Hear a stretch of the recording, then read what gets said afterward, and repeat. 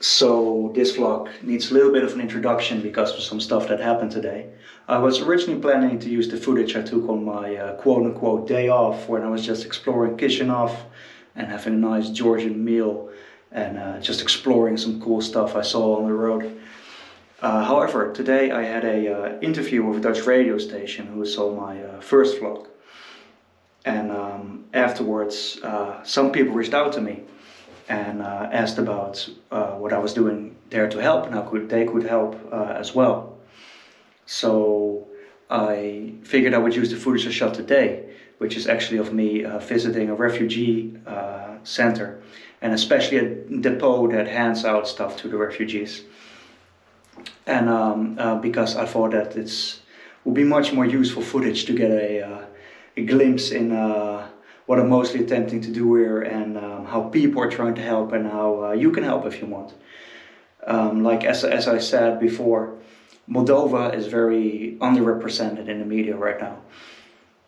Most attention goes to refugees crossing the border into Poland, crossing the border into Romania or Slovakia, which are all much richer countries than Moldova, with a better infrastructure, more ties to the West, more equipped to handle the big flow of refugees coming through their borders. But there's also refugees coming through the Moldovan borders, of course, especially since Moldova is so close to Odessa, which is primed to be Russia's next target. So there's going to be even more refugees coming to Moldova. And Moldova is poor, it's the poorest country in Europe, and they're really trying, and it's impressive to see how they're helping these refugees. As you'll see later in the vlog, I talked to a man named Ivan, and Ivan took three Ukrainian refugees in his home, and they're sleeping in his place now. And still every day he goes to this depot to get new stuff for them. So you see, they're really trying, the Moldovans, but they have way less money and opportunity to help than these bigger countries have. So I figured I would shine a little light on how they're trying to help and what is needed if you want to help them as well. And the way you can do that directly is I put my email in the description, and you can send me an email, and I will send you an account that you can send money to, and then you can send me what you want me to buy, be it toys, food, clothes, hygiene products, and I will make a little video of me buying the stuff, and if possible of me handing the stuff out, at least to the depot, because I don't want to run around shoving a camera on people's faces there. But I'll make a video to show you that your stuff is going where it's needed. So that will be of a great help, especially here in Moldova. And another thing I want to say is it can seem very abstract idea, giving stuff. I know for me it was abstract. I know it was the right thing to do, donating money and then giving stuff to charities like this. And I would do it sometimes if people knocked on my door and asked me for a bit of change. It's an abstract idea. You know, it's good to give, but you don't often see how something small can actually make a difference. For example, I'll show you this clip after I'm done telling you this, don't worry. I was standing in line with my big bag of toys, which is what is the vlog about, me delivering this bag of toys to the refugee center. I was standing in line with this bag of toys, ready to hand it off at the depot, and there were two kids standing in line behind me, a small girl and her small brother. And I had this bag of toys and I had some plush animals, so I asked her, do you want some plush animals? And I gave her a bear and I gave him a little raccoon, and they were so happy with it, like literally like a kid on Christmas morning, as kids are happy when they get a new toy. All kids are happy when they get a new toy, and they were just so enthused by it. You know, they were running around showing everybody and talking to the animal and naming it, and whatever woes they may or may not have had, they were certainly distracted at that moment when they got the toys. And that makes the parents happy too, you know. Distracted kids is happy parents in almost any situation. But it was so beautiful to see. I mean, these plush animals were like 3-4 euros, and they made these kids days. Made these kids day, you know. They were standing in line there for hours with the parents waiting for stuff, and just these little plush animals just made them so happy. So even these little things can make such a difference, and especially considering the predicament they're in. Something heartbreaking happened right after. The kid had his raccoon, and he asked his mom in Russian, can I show my father?" So they called his father, and he was like showing raccoon and talking with the raccoon, like puppeteering in front of the camera. And then I realized he's talking to his father. His father's not here because his father's still in Ukraine, because there's martial law and the men are basically forced to stay behind and defend the country. So this kid probably does not realize the predicament his father is in, but of course his mother does all too well. And just this small distraction of this little plush animal that made him happy, made her happy. And it's so easy and it's so cheap to make such a small difference. And if you want, you can, like I said, send me an email, and I'll make sure that what you want me to get, I'll get to the proper place. And I'll show you the clip of the kid with his toy now, and then I'll start the vlog. Thank you.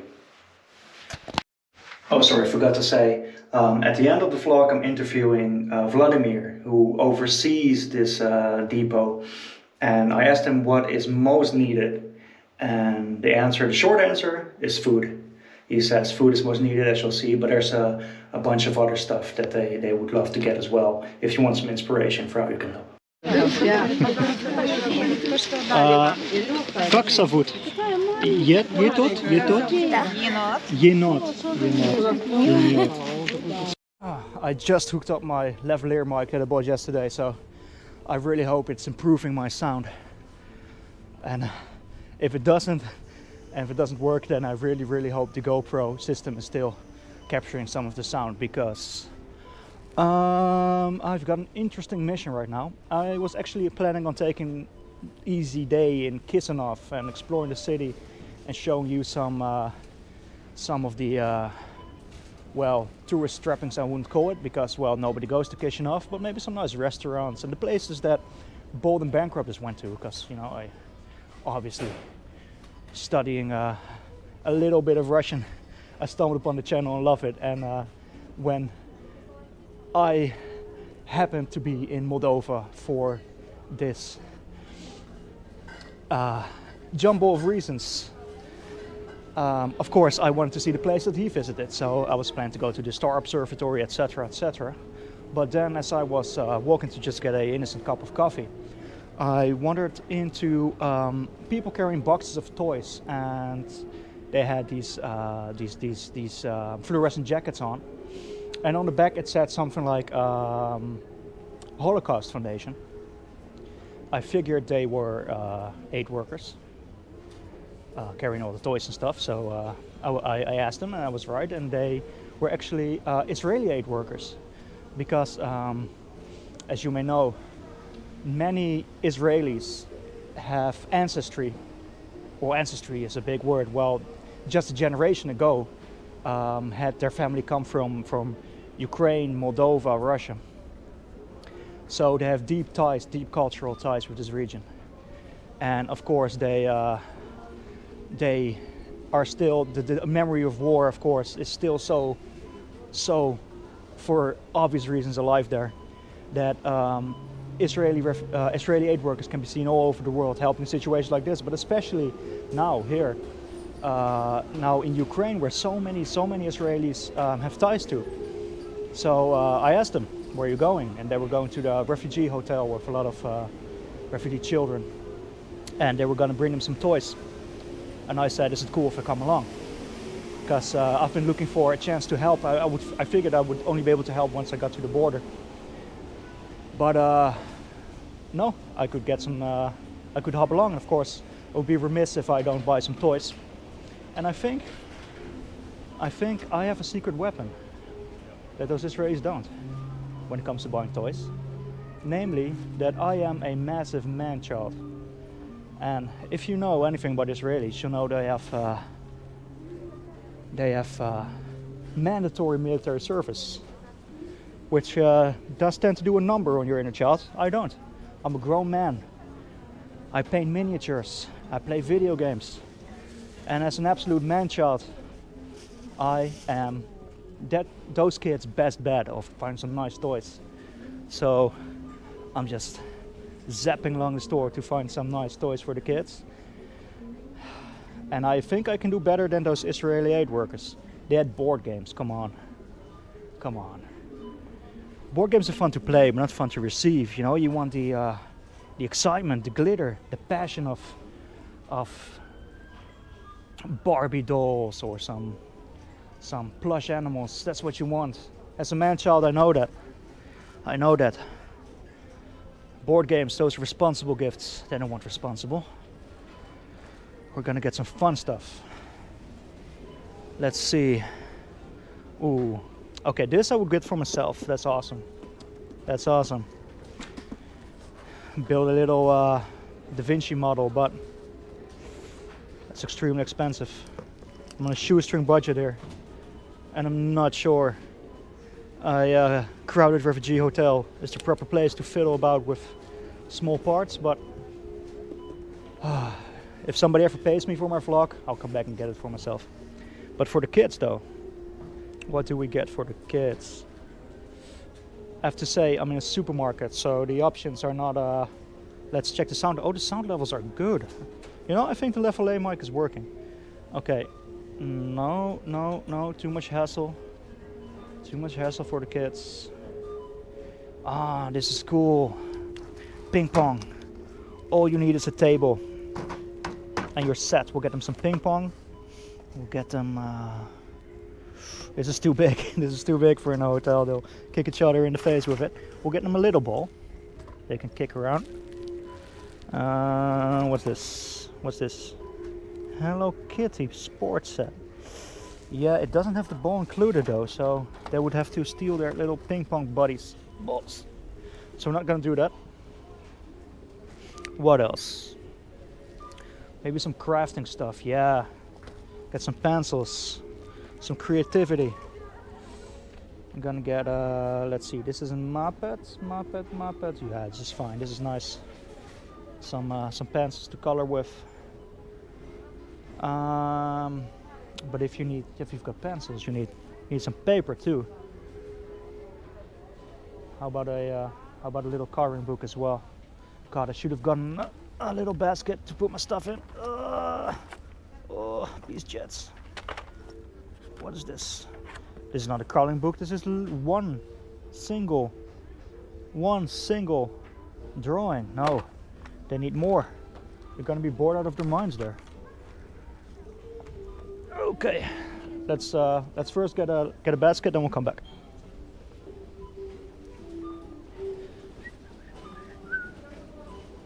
Ah, look at this little lost basket, so forlorn, just waiting for me to fill it. That's what she said.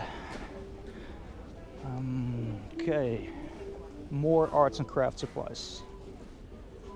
We're gonna get a. They can yeah. Let's take some where they can rip the paper out, so that they can share it. Does this look rippable? Yeah, it's got the serrated. Perfect, perfect. Put that in there. Ah, prestige. Some more. Ooh, some stickers. Those are fucking cool. Yeah, some animal stickers. Spiegel stickers. 2 sheets of Spiegel stickers. Okay. Oh, plush animals. That's what I'm talking about. That's that real stuff. Okay. But which one? Second, I'm getting a call. I just got a call from the Dutch radio station, regional, from my home city. They want to do a little piece on me and my trip to Moldova and what the situation is here with the refugees. Because as I said, it's a subject that's not touched upon as much as the corridors going to Poland and Prestige and Romania. So I'm very happy that it gets a little spotlight, because my country loves giving money to charity, luckily. And if they could put a little spotlight on Moldova, which has a very limited capacity to care for the refugees themselves, being very economically deprived, that will be very good. Even if it's just my regional station, I'm sure it'll help a bit. Anyway, I also have bad news. She said my microphone sounded shitty, so oof. I hope it's just because I had it on camera setting while plugged into my phone and that it doesn't sound shitty on the GoPro. However, just to be sure, I took it out now, and now we're just filming with the GoPro microphone, so that when I get back to the hotel tonight, I can listen and see what the difference is between my brand new lavalier that I was so happy with and the GoPro microphone. Anyway, we still need to get some plush animals, right? Plush animals. Let's see. It's a little piggy bank without the plug. It's a good metaphor for my spending. Let's see. Oh, this is cute. This is a little raccoon, isn't it? Okay, a cute little raccoon. How much are you, raccoon? Because we need to get multiple plushes. It's very soft. It's very soft little plush. Lama colorata. It's not a llama. Huh. They're not making it easy to find and identify plush animals. Let's get a... oh my god, isn't this just the most lovely little bear? We'll get this bear. And then we will get a pink bear too. Yeah. Oh, malenki собака.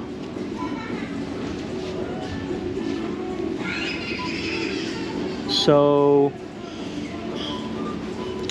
this is about 600 lei, is 30 bucks. So oh, that's okay. That's less money than I thought it would be. Then we can get some more. Come on, we'll take the raccoon too. Sure. Okay, well that's it. Candy, yeah, candy. We need candy. Oh wait, I just saw the cutest little dog here. Спасибо. Я film маленький собака. Это okay? I film маленький собака. Okay, don't mind. Just a cute little dog. Как зовут? Shiny. Shania. Спасибо. That's Shania the dog. Oh, he was so cute. Okay, we'll get some Kinder chocolate. 1, 2, 3. Don't want to make it too fat. Stink. Don't want to make it too fatty. We'll take 4. Oh, and some Kinder Surprises as well. Don't have the boxes of Kinder Surprise, because you just see here without the boxes. Gdy это нормально Kinder Surprise. Я не знаю. I'm not sure what's the price for a whole tray. We'll just take 5 Piat. Okay. Oh, sorry. Давай. Hadid. Let's go. Let's see what the damage is to my precious, meager, skinny bank account. Well, there go my items. Let's see. I'm terrified.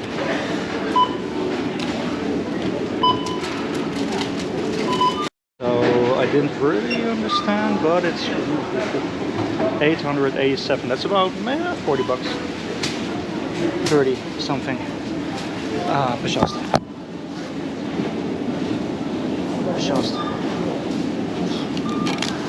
Простите. Я не знаю, где мой карт.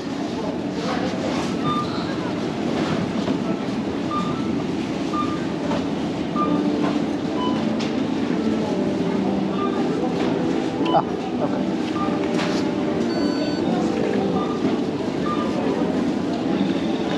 It's okay. Okay, хорошо. Все, спасибо.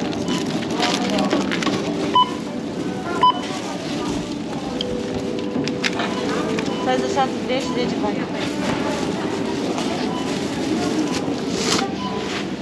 Okay, I had a little bit of trouble. My car was buried in a mountain of Moldovan lei because money has inflation is so rife here that you just get these big stacks of money. And if you know me, which you probably do, if you're watching, it's like your friends or family, you know how messy I am, and that if I get a big stack of flimsy money, it will be a big wad of cash that's just stuffed in my bag. So now we're gonna find a taxi, yeah, and then we're gonna head to the hotel.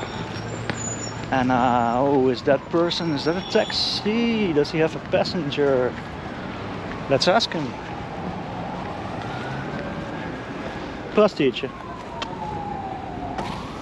Ты такси, да? Да. Leo, okay? Да. Cash, okay? Да. Okay, спасибо. Second. Well, I just found a taxi, luckily, parked in front of the store.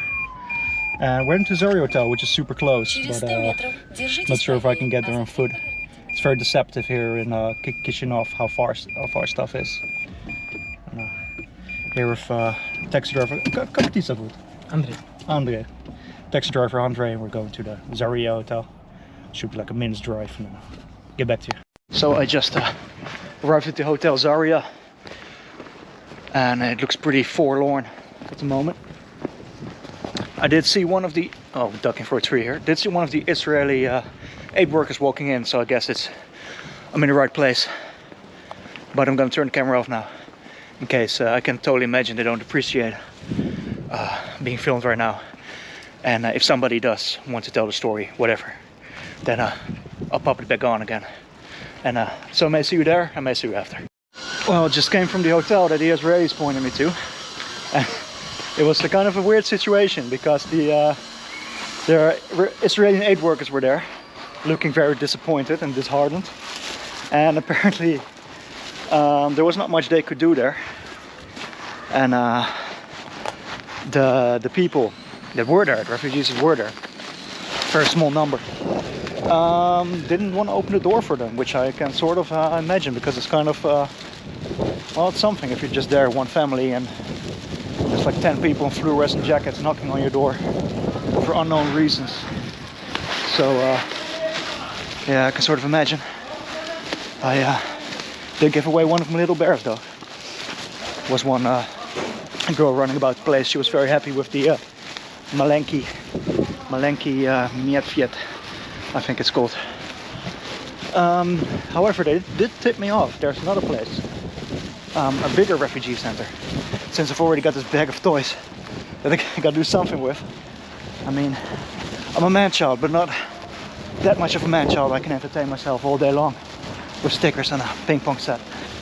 So I'm gonna try to find Expo and see if I can get rid of some of these toys there, and I'll keep you updated, of course. You're not gonna believe this, you guys. I found it. Tucano coffee. Well, this is an inopportune moment to start speaking with the cars coming, but Tucano coffee is a Moldovan answer to Starbucks, and it is literally the only thing I know. I knew of Moldova before I went here, because we have a Tucano in Groningen, the Netherlands, and it's amazing. They have the best hot chocolate ever, and it's, I think, the only export Moldova has. Well, the only export suited for families, so to speak. But fuck, they have a Tucano. I'm gonna get myself a hot chocolate. So this is Tucano. I lied to you guys about getting the cappuccino. I lied about getting the chocolate. I actually got a cappuccino because I could use a tiny little pick-me-up before the Dutch radio calls me, because I'm so tired. I keep forgetting what city I'm in, and I don't want my first journalistic effort to be a total blunder. But this is Tucano. And it looks exactly like the one I have at home. So if you want to get a taste of Moldovan culture without leaving your Western comfort, find a Tucano. They have excellent coffee and some nice chocolate. So I'm making my way to Mold Expo, a big international expo hall where most of the Ukrainian refugees right now are being housed here in Chisinau. However, I have no clue where it is, and I can't get a taxi because there's no Ubers in Chisinau like in the west of Moldova. Here they have the Russian version of Uber, which is Yandex, and Yandex is a big sort of monopoly, tech monopoly. You can compare it to Amazon in a sense in Russia. And they have the market corner for e-shopping and Uber taxis and home delivery for food and stuff. But I need the Yandex app, and it's too much hassle to find my Moldovan number here on the fly. I'll do that when I get to my hotel. So I'm just walking here, hoping to find a taxi that I can hail and stop. But in the meanwhile, I happened over this thing, the presidential building, I guess. Hey, пожалуйста. Вкусно и это президента? Да, да, да. They just told me that this is where the president lives. The Moldovan president.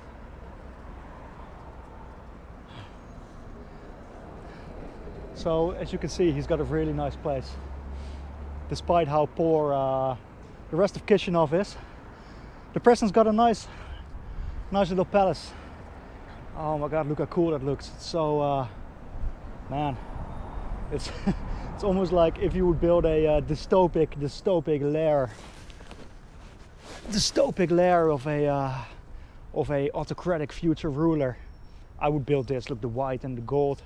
Here you can see it's almost like a big political tree sucking the money from Chisinau and draining its economy just for this golden palace of the Chisinau president. Oh, it's so sneaky. It's so very sneaky.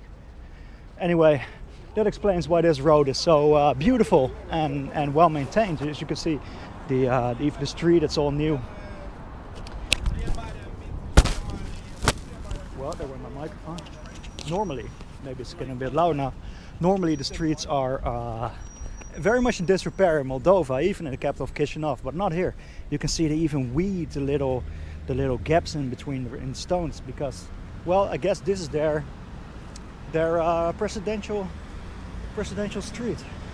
Here is a big government municipality building as well, and everything's so well maintained. It maybe doesn't look as good now as it could, but imagine these trees in bloom, and you've got almost like, what is it, Champs-Élysées in Paris? Yeah, I think this is a regal looking place. Well, there goes a little, the police officers are looking at me dodgily. I'm gotta turn off the camera. I asked the police officers where, cool building. Asked the police officers where the Mold Expo is. They said it's very far. Get a taxi. That's not so easy because there aren't very many taxis in the wild here. Oh, this is cool. Look at this. That's nice. That's nice. When you look at classic stuff like this, it's almost like a reprieve from this cold Soviet architecture. It's basically like getting out for your eyes, it's like getting out from the cold and getting into a nice, warm, heated living room. I don't know, that's how it feels like to me, because you've got this juxtaposition, these big straight lines, and then this soft colors and the regal ornaments. I like it, it's very nice. There's a cow over there, tribute to the Netherlands, I'm sure. Oh, well, the road continues. You know, I didn't think I would be doing so much walking in the capital. My feet are still blistered from the hitchhiking, but I am doing a lot of walking. So we've got the Yandex to thank for that, for kicking out Uber out of the Chisinau market.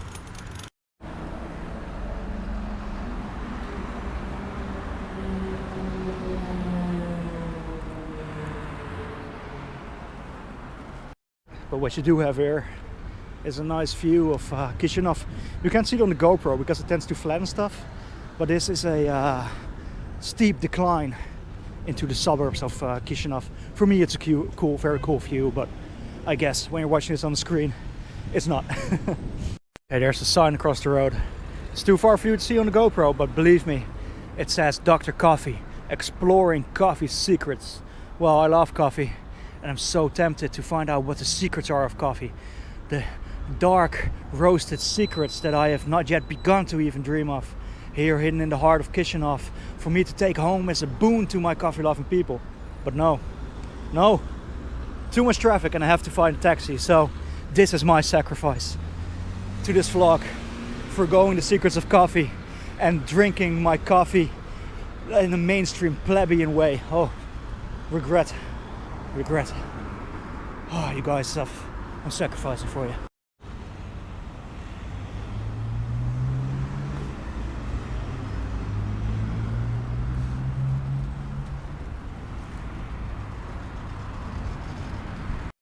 They're not even trying to sugarcoat it. Here, a crossing just means run for your life, you see? Well, at least they're just being honest.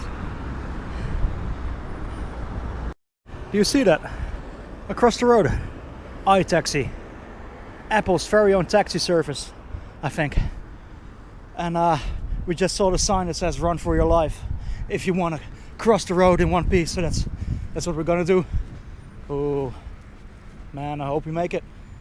Yeah, spasibo. Okay. Let's ask him. The taxi was already taken. And now I'm on the wrong side of the road. Ooh. I'm here at the border of Moldexpo. It's a big exposition building and terrain where the normally Chisinau holds its international expositions for as far as they have them. Now it's housing the refugees here because it's the only large halls they have, the big areas they have. And just as I pulled up here, there was a Romanian delegation passing by. So all the roads were blocked off, and there's a lot of police about.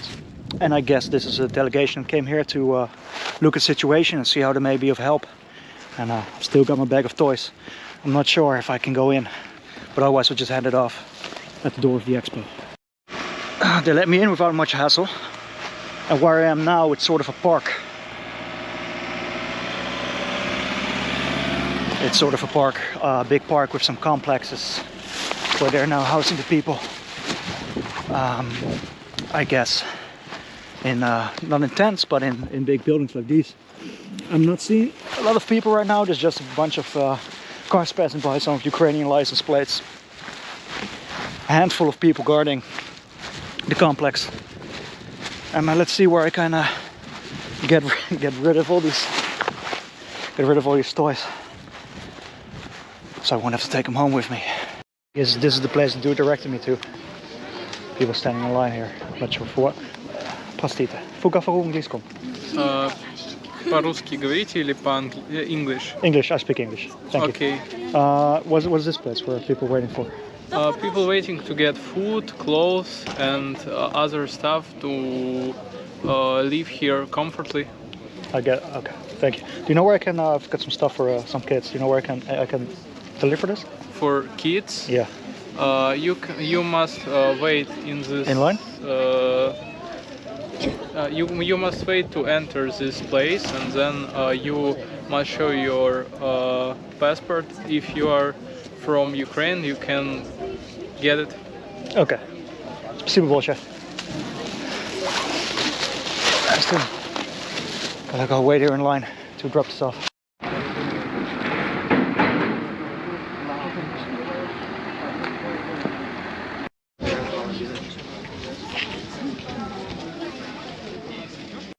I'm here with Vladimir, and he's, I guess, you're overseeing the operations here. Yeah, I'm the warehouse master. Yeah. So right now, at this moment, we're giving all the refugees that live in the city, that are hosted in the city by the locals. We try to give them products, food, hygiene products, whatever they may need, even a baby carriage. Whatever they don't find in those apartments, we give it here. Okay. So these are the people that they're housed in Chisinau, but here they get. Yes, maybe they could be anywhere in Moldova. There even people are coming outside Chisinau. It's just that they have some housing, but maybe they spend their last money on the housing, or maybe just some locals give it for free, but then the locals cannot provide it with all the food and all the needs. So we give it here. Because all this center is also, again, donations from people that have more money in the city. They bring all the stuff here. NGOs, different economical agents, they all bring it here. Okay. We have to move this thing because the mic's very bad. What do you need most, if people are watching this, what do you need most here terms of things? Food products. Food products. Yeah, we're giving as much as we can, but then again, people still coming and coming, non-stop. So we're running out of food products. So, friends and family, if you're watching, food products. I just met Ivan, and he's carrying some stuff for the Ukrainian refugees, and he's a Moldovan. And he's housing 3 українські в твоє дома. There's 3 Ukrainians sleeping in his house, and a lot of the Moldovans are taking in people, which is it's very nice to see. And they're sleeping in their apartments, they're sharing their apartments, and even when he's not sharing his apartment, he's here helping, bring them some stuff. Это українське твоє дома. Да, это Да. для украинцев, Да. їхні